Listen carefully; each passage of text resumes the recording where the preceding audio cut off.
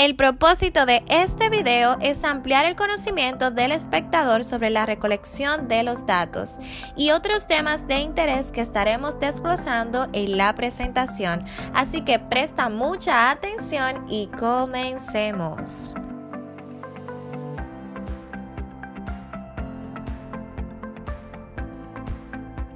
La recolección de los datos, indicadores, técnicas e instrumentos. Un instrumento de recolección de datos es en principio cualquier recurso de que se vale el investigador para acercarse a los fenómenos y extraer de ellos información. Dentro de cada instrumento concreto pueden distinguirse dos aspectos diferentes. La forma del instrumento se refiere al tipo de aproximación que establecemos con lo empírico, a las técnicas que utilizamos para esta tarea. El contenido queda expresado en la especificación de los datos que necesitamos conseguir. Se concreta, por lo tanto, en una serie de ítems que no son otra cosa que los mismos indicadores que permiten medir las variables, pero que asumen ahora la forma de preguntas, puntos a observar, elementos a registrar, entre otros. De este modo, el instrumento sintetiza en sí toda labor previa de investigación. Resume los aportes del marco teórico al seleccionar datos que corresponden a los indicadores y por lo tanto a las variables o conceptos utilizados, pero también expresa todo lo que tiene de específicamente empírico nuestro objeto de estudio, pues sintetiza a través de las técnicas de recolección que emplea el diseño concreto escogido para el trabajo. Datos primarios y secundarios. Los datos, según su procedencia, pueden subdividirse en dos grandes grupos. Los datos primarios son aquellos que el investigador obtiene directamente de la realidad, recolectándolos con sus propios instrumentos, es decir, son los que el investigador o sus auxiliares recogen por sí mismos en contacto con los hechos que se investigan.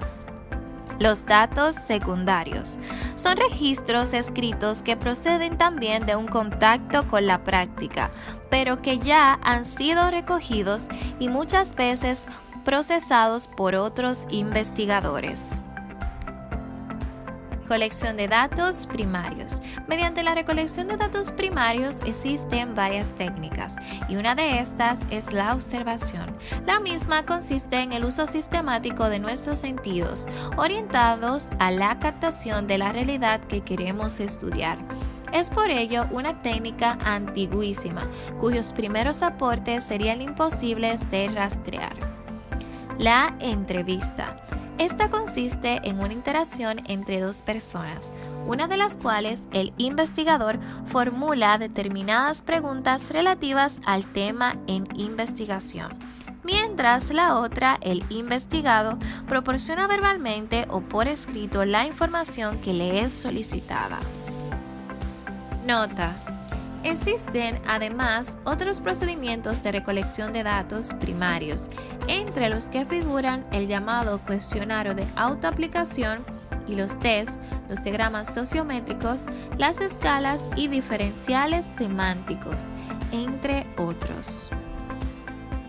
La observación científica percibe activamente la realidad exterior con el propósito de obtener los datos que previamente han sido definidos como de interés para la investigación.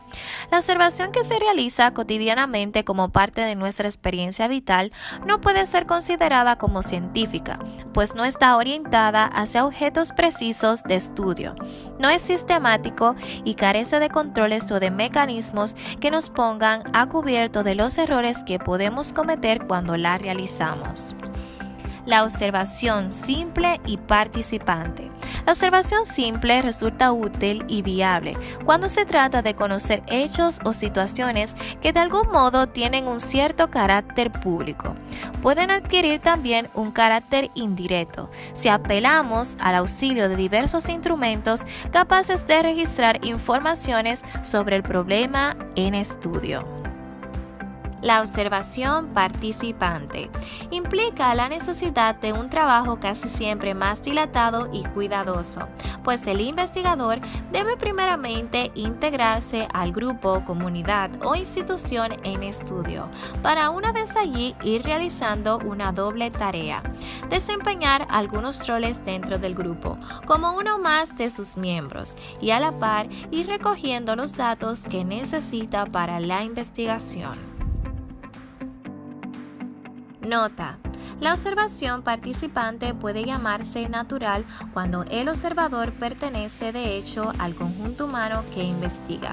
En cambio, se denomina artificial cuando la integración del observador al grupo se hace con el objeto deliberado de desarrollar un trabajo de investigación.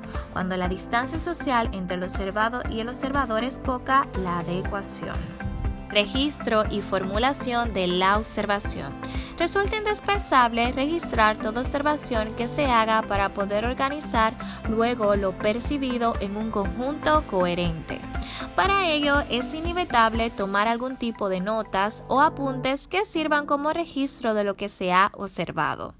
Los medios más comúnmente utilizados para registrar informaciones son los siguientes: cuadernos de campos, diarios, computadoras portátiles, cuadros de trabajo, gráficos, mapas, entre otros. La observación estructurada o formalizada establece de antemano un modelo de observación explícita en que se detallan qué datos habremos de recoger. La entrevista es una forma específica de interacción social que tiene por objeto recolectar datos para una investigación. Para que una entrevista obtenga éxito, es preciso prestar atención a una serie de factores aparentemente menores, pero que en la práctica son decisivos para un correcto desarrollo del trabajo.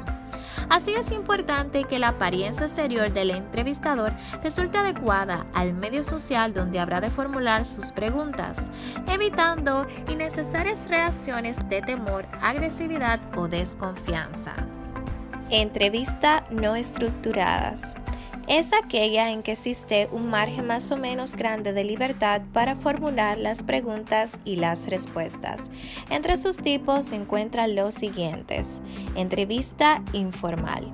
Lo importante aquí no es definir por límites de lo tratado ni ceñirse a algún esquema previo, sino hacer hablar al entrevistado de modo de obtener un panorama de los problemas más salientes, de los mecanismos lógicos y mentales del respondente, de los temas que para él resultan importantes. Entrevista focalizada. Es prácticamente tan libre y espontánea como la anterior, pero tiene la particularidad de concentrarse en un único tema. Entrevista guiada o por pautas. Son aquellas ya algo más formalizadas, que se guía por una lista de puntos de interés que se van explorando en el curso de la entrevista. Los temas deben guardar una cierta relación entre sí. Entrevistas formalizadas. En estas se desarrollan en base a un listado fijo de preguntas cuyo orden y redacción permanecen invariables. Esta lista de preguntas, que en el instrumento concreto de recolección empleado, en este caso, recibe el nombre de cuestionario, y puede ser administrado sin que necesariamente se use una entrevista. Las preguntas de alternativas fijas formalizan más el cuestionario, pues en ellas solo se otorgan al entrevistado la posibilidad de escoger entre un número limitado de respuestas posibles. Las preguntas de final abierto proporcionan una variedad más amplia de respuestas, pues en esta pueden ser emitidas libremente por los respondentes. Prueba piloto. Esta consiste en administrar el cuestionario a un conjunto reducido de personas para calcular su duración, conocer sus dificultades y corregir sus defectos antes de aplicarlo a la totalidad de la muestra. El cuestionario autoadministrado es el instrumento concreto de recolección empleado en este caso. Su empleo se hace especialmente recomendable en aquellos casos en que es factible reunir de una sola vez a un cierto número de personas. otras técnicas para recolectar datos primarios, y estas son las siguientes: el sociograma, los test psicológicos y las técnicas proyectivas. El análisis de contenido se basa en el estudio cuantitativo del contenido manifiesto de la comunicación. En el análisis de contenido es útil especialmente para establecer comparaciones y estudiar en profundidad diversos materiales como son los registros de entrevistas en estudios de psicología clínica o evolutiva, entre otros. Recolección de datos secundarios. Uso del Internet. Los datos secundarios suelen encontrarse diseminados, ya que las fuentes escritas que lo contienen corrientemente se dispersan en múltiples archivos y fuentes de información.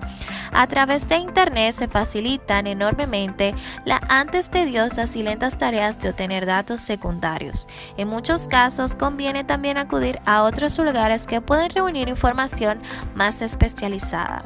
Archivos y bibliotecas privadas, de organismos e instituciones públicas o privadas, librerías, puestos de ventas de periódicos, entre otros.